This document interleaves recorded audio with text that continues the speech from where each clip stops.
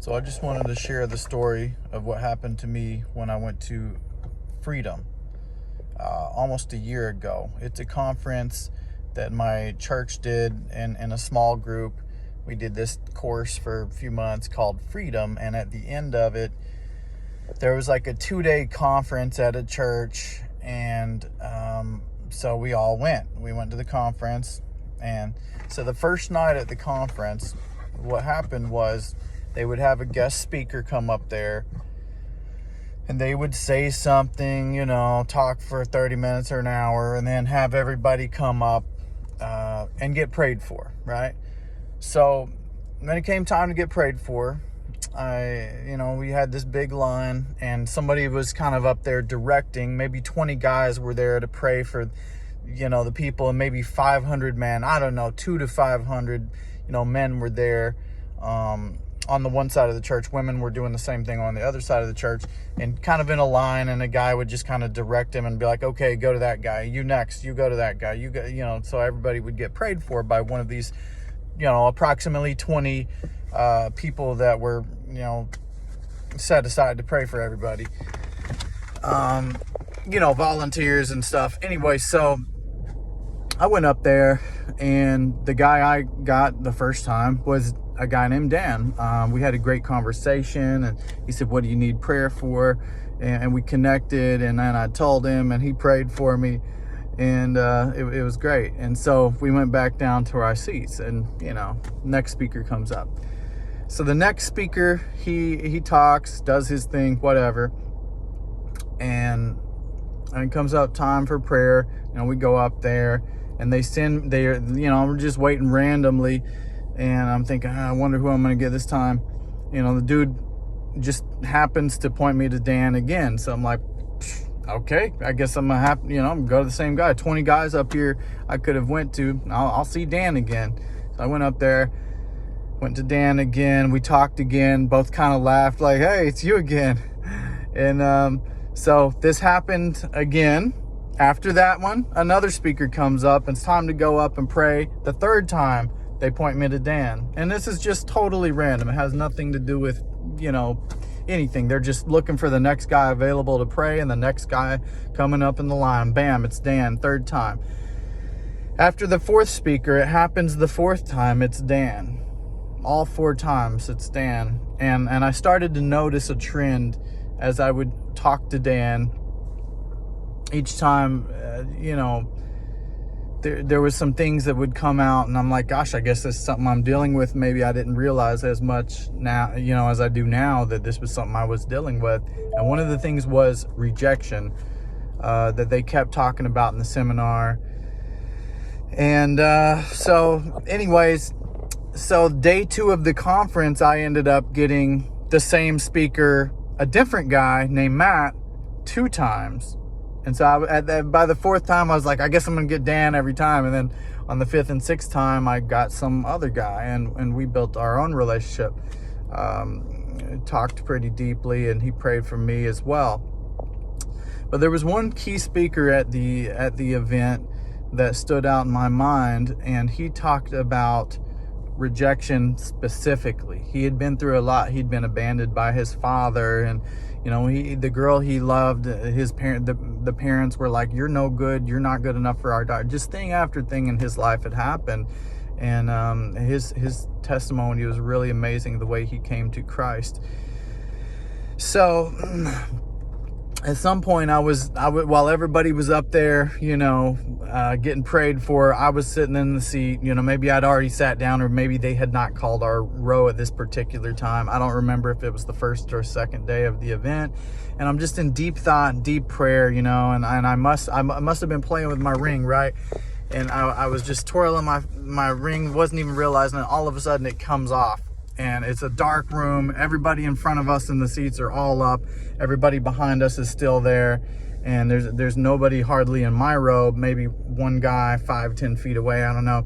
And it's just like, ding, hits this concrete floor of this church, and just kind of wakes me up like, whoa. And everybody around just heard it. And I was like in panic. I'm like, oh my gosh, my ring. It must have came off. I'm playing with it. So in such a deep thought here. And I'm thinking like, man, these people are all going to come back in just a minute. There's crowds of people are going to come back to sit down, and it's dark in this room, and they're going to kick my ring, and it's going to go who knows where. I was panicking.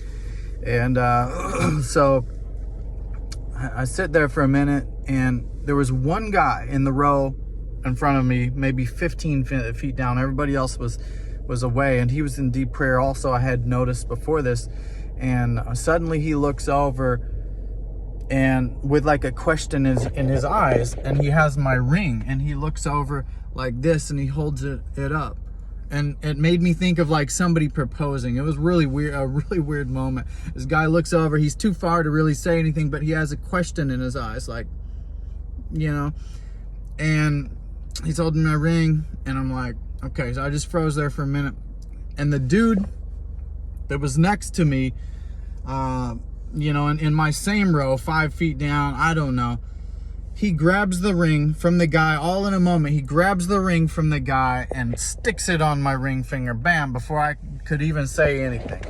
And this was my friend I came with that took the ring from the guy, put it on my finger. He had paid my way there because I was really struggling with money at that particular time. Paid $100 just so I could get to the event. And so anyways, I sat, the moment passed, and everybody goes back to whatever. And I got to thinking, man, and I was just like, wow, that seems so weird, so deep, just. But after a few moments, this thought came to me as we're dealing with the issue of rejection. And it's like, it made me think of like Jesus, in a sense, is proposing to me and to anybody that belongs to him. God is proposing, and almost like a marriage proposal to those who he is calling. And when somebody proposes, when the Lord proposes, it's like the most extreme opposite there is, I think, possible of rejection, right? It's like you're asking them, will you accept me? I accept you. Obviously, I want to marry you. Will you accept me? So it's like the extreme, stark opposite of rejection. And so that just hit me in my spirit when I thought of that connection. It's like, man, the Lord, it's like, I felt like he was kind of showing me this metaphor. This weird situation happens, and it just got me thinking. I'm like, my gosh, it's like I feel so rejected by some people and some situations in my life, but not the Lord. He's, he loves me. He loves you. And so that really touched me, man. So the rest of the seminar, I was like, man, I just want to be right with God, and, try to live up to his love and just, abide in his love. So anyways, I just thought I'd share. There's some really cool other things that happened at that event as well.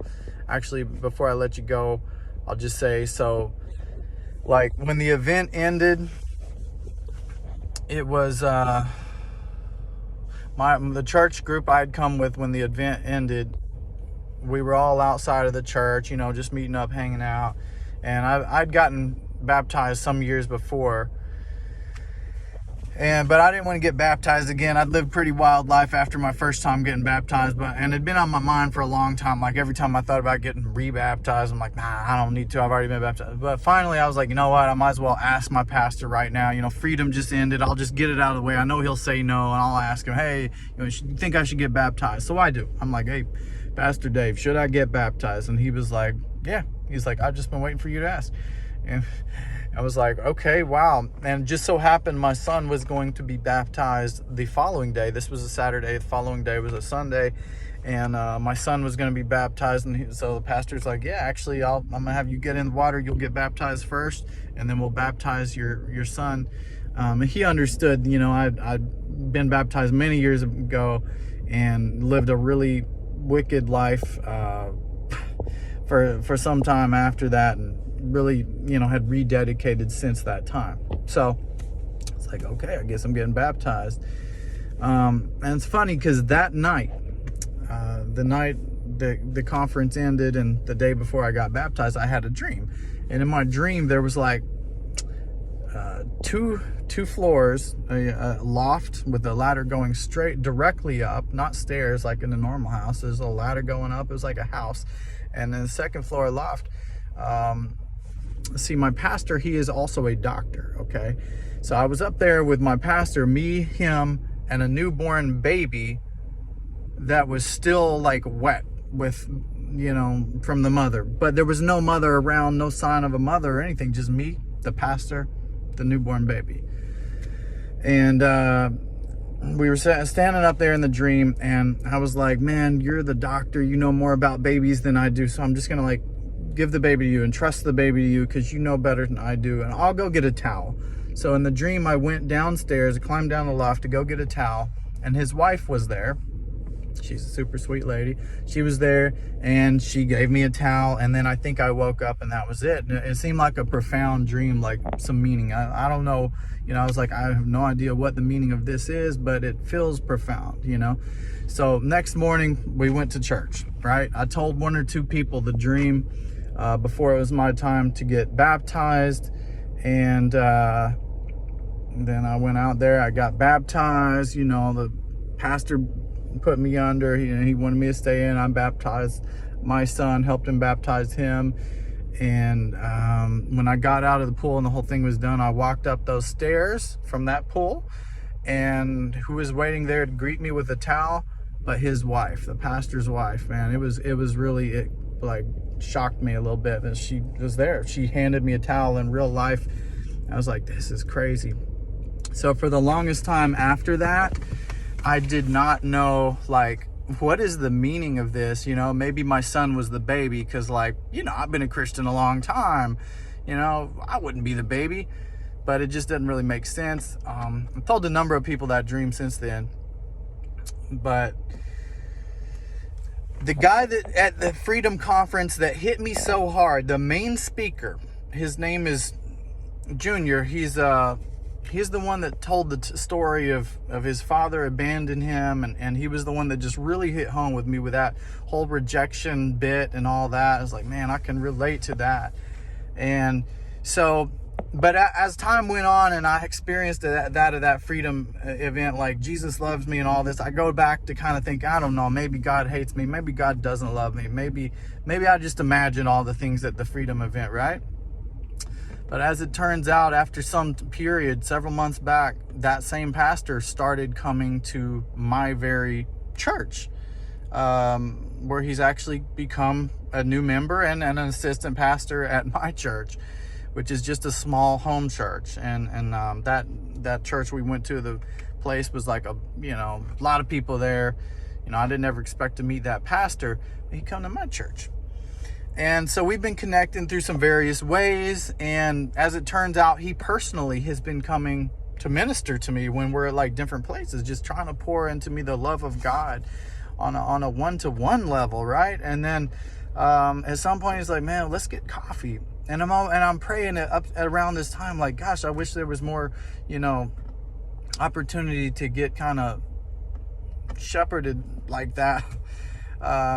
But here he is, like, wanting to shepherd me and be like, hey, let's get some coffee. So I had him over for dinner, and I was like, why don't our families just get together? Your kids are friends of my kids. He comes over, and I tell him this very story here, and it's so cool, man. It feels like the Lord personally delivered him to, like, give me the message one-on-one, as if it wasn't enough to hear it from the stage.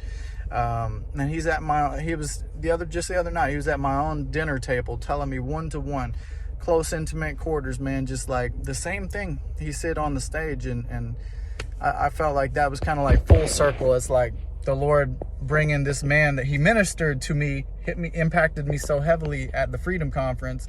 And then here he is coming to my house personally saying, Jesus loves you, man. And you feel like the Lord doesn't love you. That is a lie from the enemy. And so anyways, just thought I'd share that testimony.